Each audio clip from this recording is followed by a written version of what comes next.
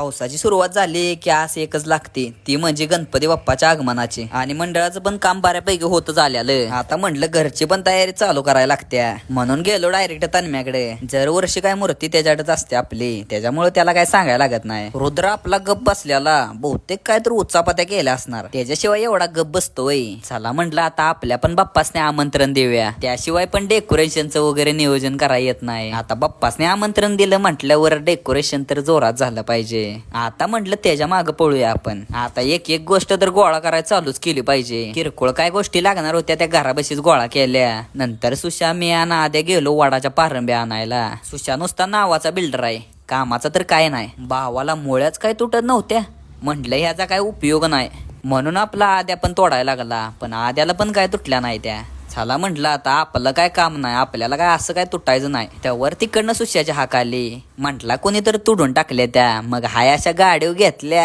आणि घरचा डायरेक्ट रस्ता दाखवला. आता लागणाऱ्या ज्या गोष्टी आहेत त्या सगळ्या गोळा करून ठेवल्या त्या. आता आज आहे ती फक्त गणपतीच्या आगमनाची. आता डेकोरेशनचा रोज एक व्हिडिओ पडणारच आहे, त्यासाठी आपल्या पेजला फॉलो तेवढं करून ठेवा.